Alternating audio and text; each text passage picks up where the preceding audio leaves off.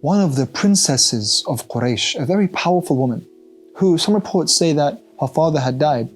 She had all this wealth, and she had her own caravans and her own administration that would go to Syria or to Yemen and trade for Quraysh. And she needed someone to head her caravan. So she spoke to the head of her administration, Maysara.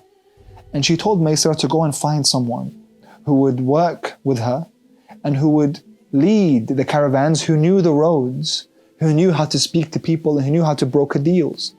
So as he went around and researched, he knew about this man known as Al-Sadiq Al-Amin. So he told her about this man. She was very intrigued by his reputation and by his attributes and his description. So she accepted, yes, go and offer this man to be the one to lead our caravan. Maysara goes and approaches Rasulullah and asks him. Rasulullah accepts.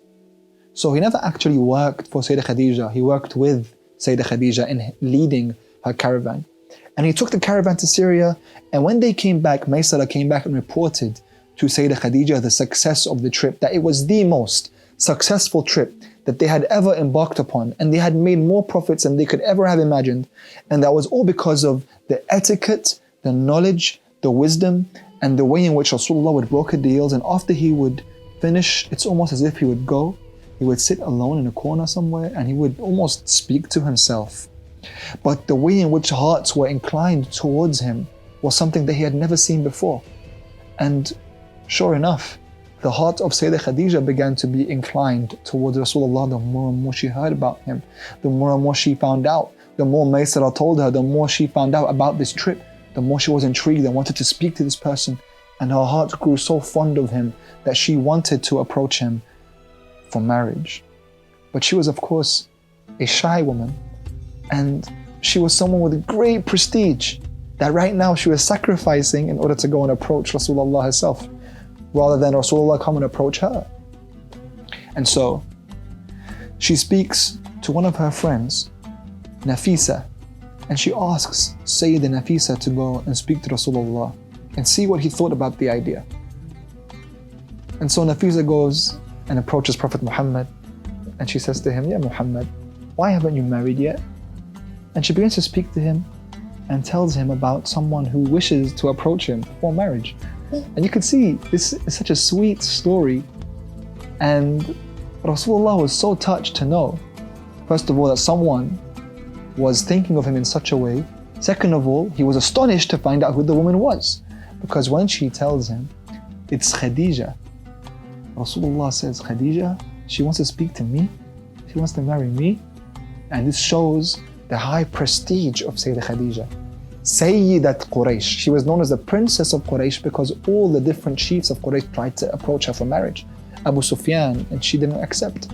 Abu Jahl, and she didn't accept. She went and approached Rasulullah. So Rasulullah was surprised, this woman who hasn't been accepting to marry anyone, she comes to marry me. So she comes, she approaches him. Rasulullah is touched. He goes and speaks to his uncle, Abu Talib, out of respect for this man who had raised him. And his uncle Abu Talib and brings his brother Hamza, they bring the family and they go to the family of Sayyidah Khadija alayhi salam. And Sayyidah Khadija's uncle sat there and they begin to speak.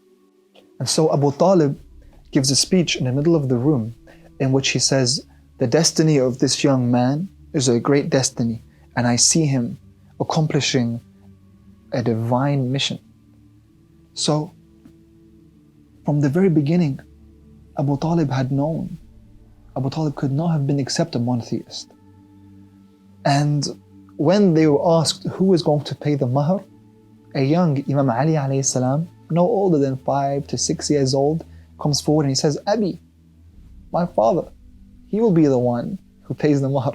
So from the very beginning, Imam Ali alayhi salam was speaking for Rasulullah, in defense of Rasulullah, for Rasulullah.